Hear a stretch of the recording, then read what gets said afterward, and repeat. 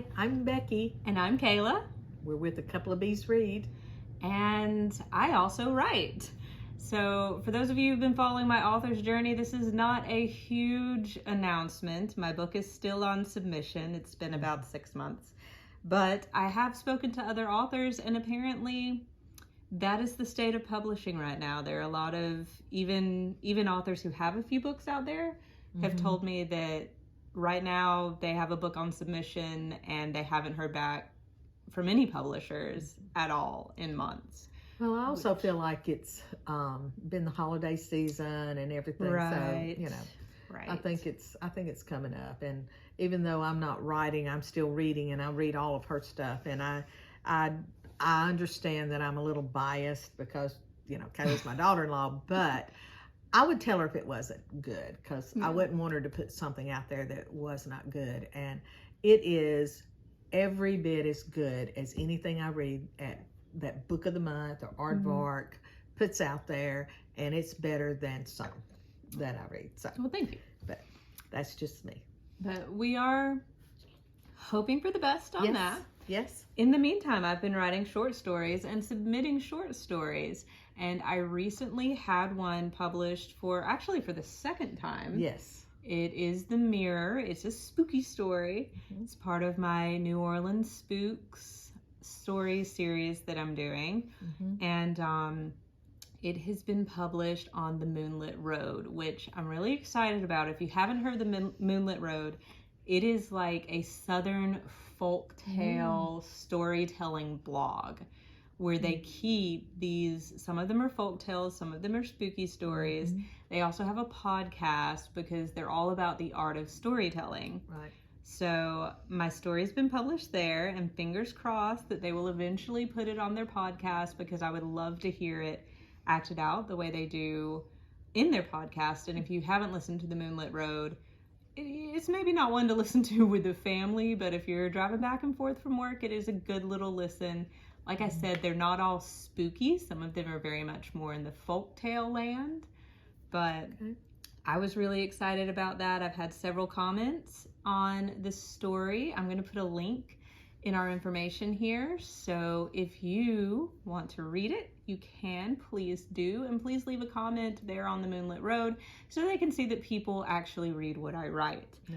Also, I have a serialization coming up soon that will be published in The Dark Sire, which is an online magazine. And it started out as a short story in my New Orleans Spooks stories, dealing with vampires in New Orleans, because if there are vampires anywhere, they're probably in New Orleans. Right. Anne Rice said so, and we should believe her. That's right.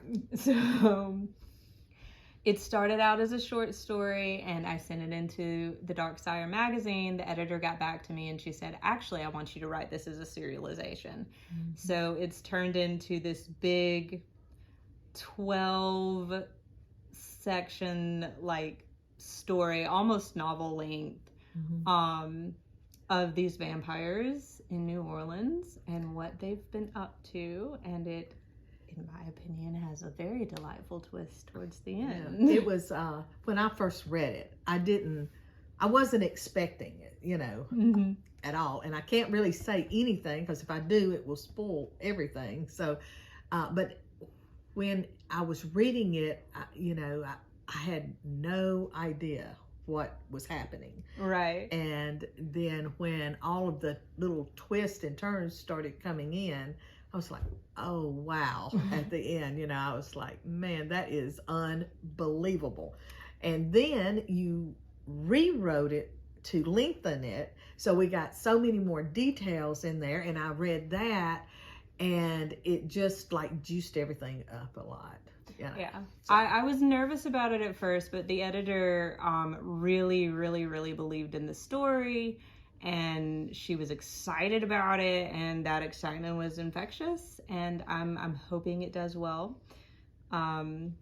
It was a lot of fun writing it, and it was a lot of fun reading it too. Well, it started out as, I initially wrote it as a radio show.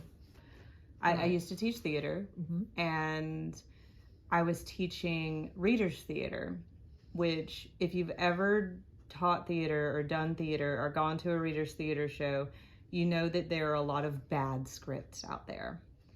And I couldn't find any good Reader's Theater scripts for my students to explain to them what it was. So I was like, oh, I'll just write a couple. And it was Halloween.